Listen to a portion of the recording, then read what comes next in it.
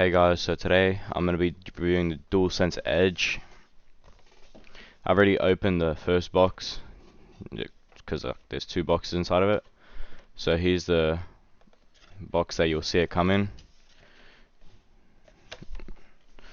and then it'll lead you to this box. So once you open this box, just lift up like that,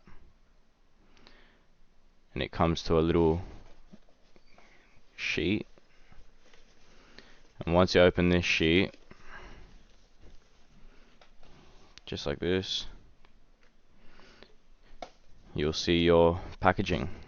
So let me close this and put it aside. So once you open your packaging, you'll see the zippers, zipping it up, and there's your Dualsense Edge. Fresh out of the package, that's how it will look. You have your cable up here. Just a moment. You have your cable up here, USB-A to USB-C, and it's braided. It's kind of nice. It's like a really nice material actually. Alright, so aside from that, this pouch I've realized is like, even on like some of my friends' Dualsense Edge boxes, this pouch barely fits the cable. Like just barely. Like you need to like wrap this cable like tightly for it to fit in there. So you have a little barcode there. You can, oh, sorry, the camera's inverted. You have a little barcode there. You can scan it with your iPhone or Samsung, whichever phone you have. See any information, and taking out the actual Dualsense Edge has this little plastic sheet over it to protect the buttons and stuff. And there's your Dualsense Edge. Boom.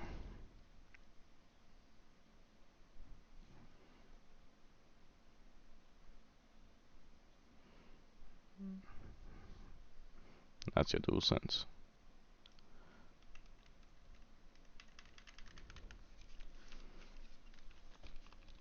The buttons do feel...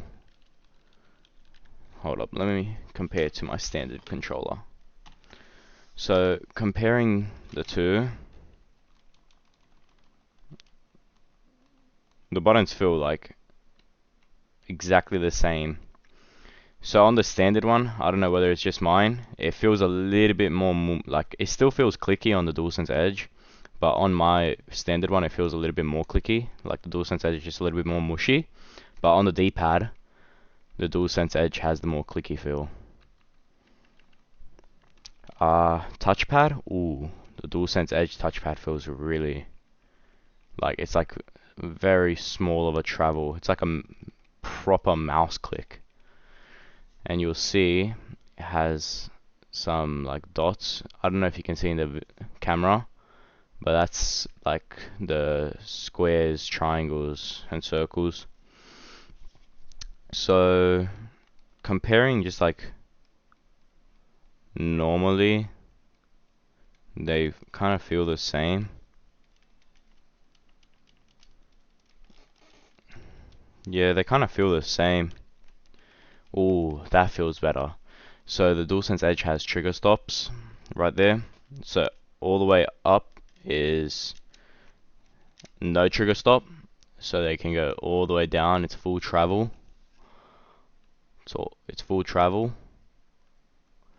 And then there's 3 modes. So let's say I put it on the middle mode, like that. I don't know if you guys can see properly. So middle mode, it's got a little bit less travel. It's still very small travel.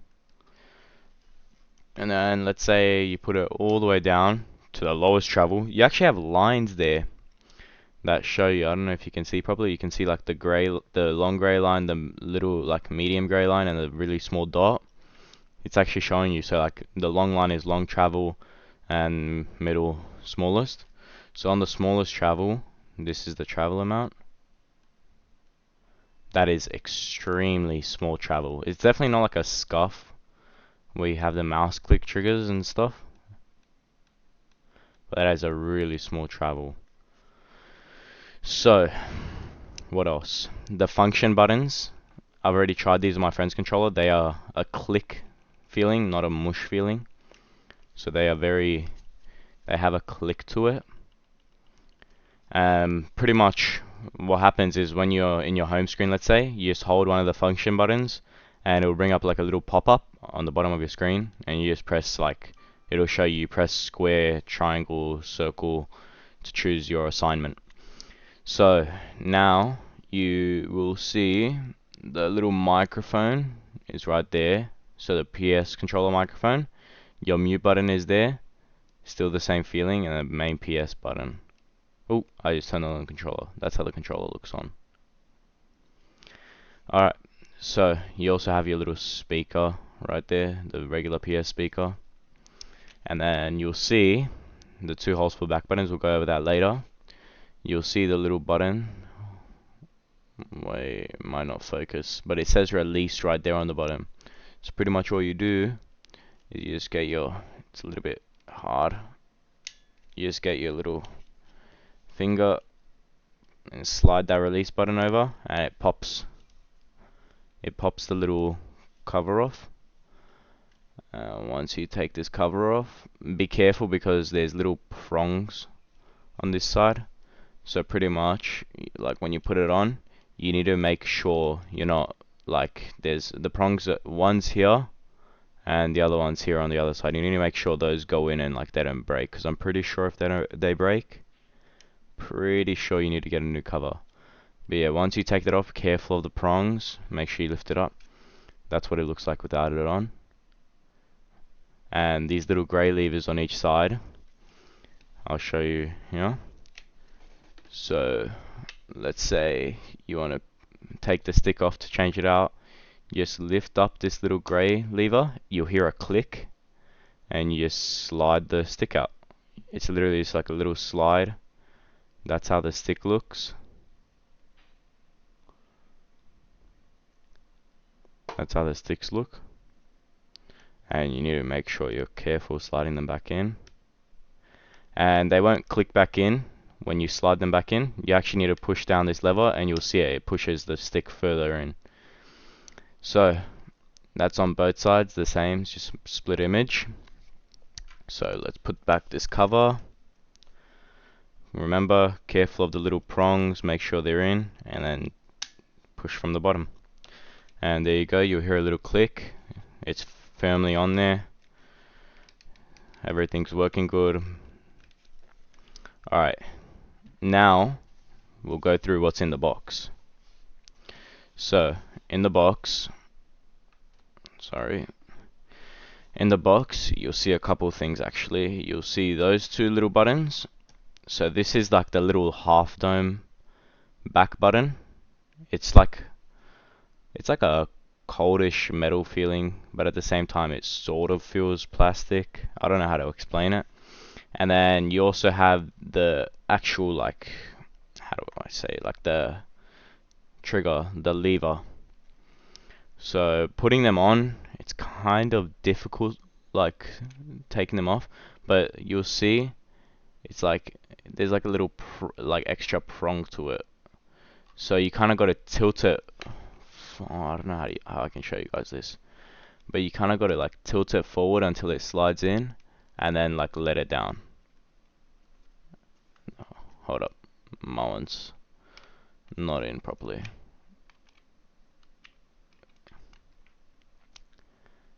Hold up, which one? So this one's RB.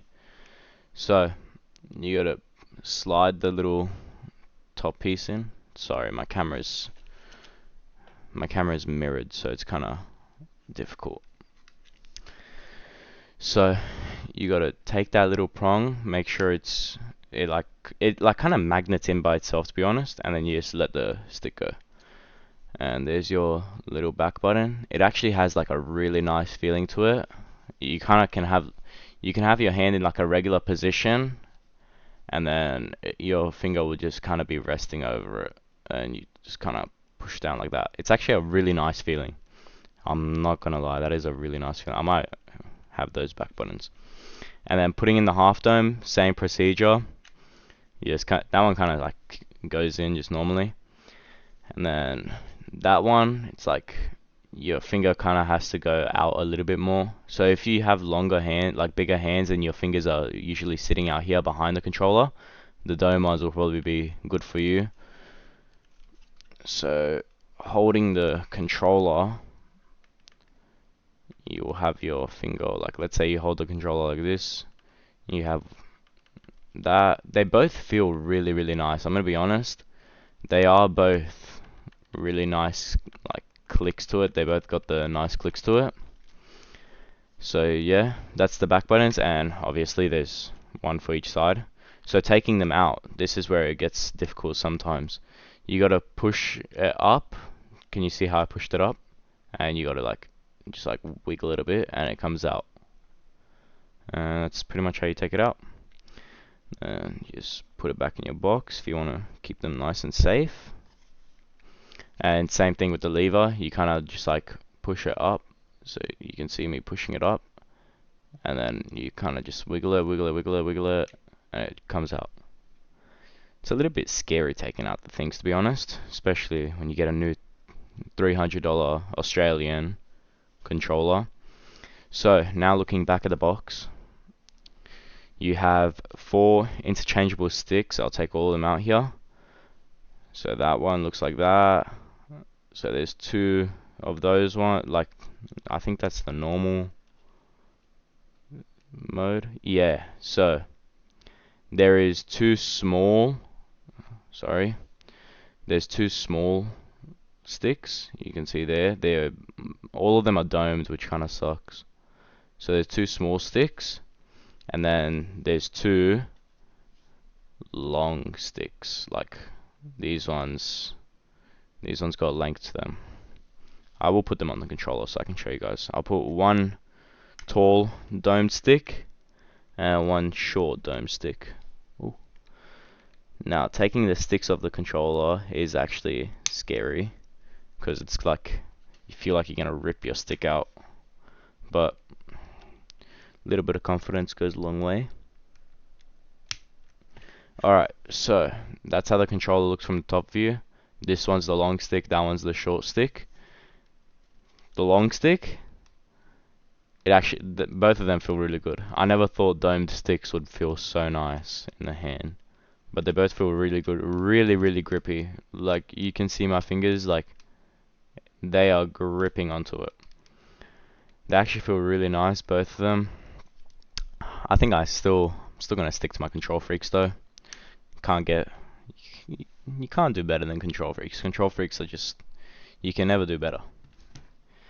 So taking that out now, I will say so far I am proud with this controller.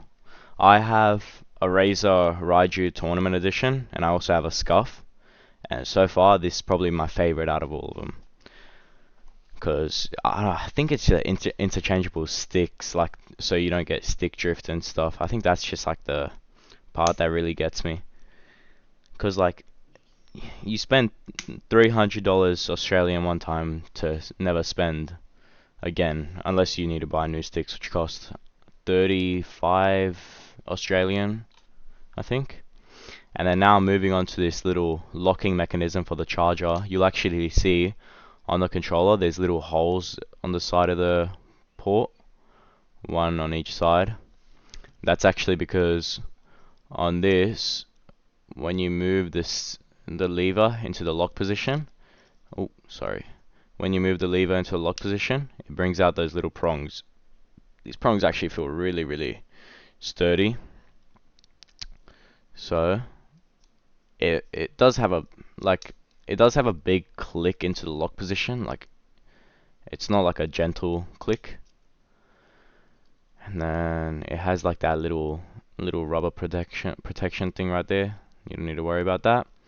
And then to actually open it, to put the charger in, there's a little lever right here. You'll see that lever, not where the rubber protection is. Don't pull this on. Make sure you'll see it's on the unlock side. And you just grab that lever, grab the top half of the case, because it splits at the bottom. Grab the top half of the case, grab that lever with one hand, and just pry it down. and it should open up. Now there's a little rubber patch here, and then you'll see in there it shows the PS cable. So it shows that your cable will run through here, and that's the USB-C, and the USB-C goes through there. So let me grab my cable. I'll just take it like this. So this cable actually has a PS logo on it. So just follow it like the thing. You just slide the USB-C in there, and you just let it rest down, and then click it down. So I'll show you how it looks like in there. It just looks like that. And then from the side view, and you just click it down, and then putting it into the controller, it's like the normal plug. So you just plug it in normally, and then you push it into a lock position, and now it's not moving. I can hang from it, go like this, nothing will happen. So yeah, I've seen a lot of mods for this controller actually. Like some people, they have like, I've seen like kits at JB Hi-Fi. I don't know what it is for Americans, like where you guys could be able to find them. Maybe like, yeah, no, I don't know any stores in America or like any other countries, but in Australia we have JB Hi-Fi. That's like our main like technology retail store. So you'll see like you can find kits with like extra triggers, and then like some kits with like the face plate here, like different plates, and some, bro, there's so many other extra stuff that you could do to this like remote. I think my favorite thing about this remote is definitely the trigger stops. The trigger stops feel amazing. Let me turn them on. They feel really, really good. And then the actual lock mechanism, I think that's really cool, because if anyone had a PS4, you would remember the charger would break all the time, and like sometimes they wouldn't hold in well, and this is just like such a big upgrade. So I definitely like that. And the interchangeable sticks where you can just slide them out and slide a new one in, so you don't have stick drift. That gets me. That's such a good feature. So I think that's all for the thing today. I've heard some people say, only like really like techie people will understand this. I've heard some people say that the regular Dualsense, so this one right here, the standalone one, I heard some people say that one runs at 250 Hertz polling rate, and then the Edge runs at 1000 Hertz polling rate, which is, I'm pretty sure that gives like a quicker reaction, like quicker speeds in the controller. But yeah, the Dualsense is really nice actually. I think it's worth the amount of money that it actually is. It definitely comes at a steep price point, I won't lie. It definitely comes in at a steep price point. So I wish I was able to show you guys how it would be when you load up your PlayStation and use this controller, but I actually don't have an Elgato right now, so there's no way for me to show it. I could show like some gameplay, or actually it's not gonna be like, it's not gonna use the features of the DualSense Edge, so there's no point. So the case is hard plastic, by the way. It's completely hard plastic.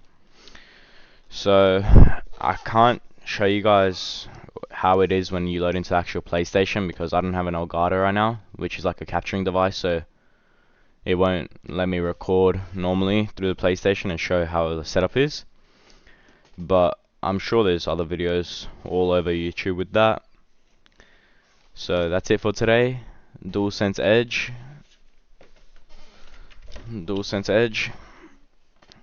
This, from me personally, I have Scuff's default controllers, Xbox controllers, Razer controllers.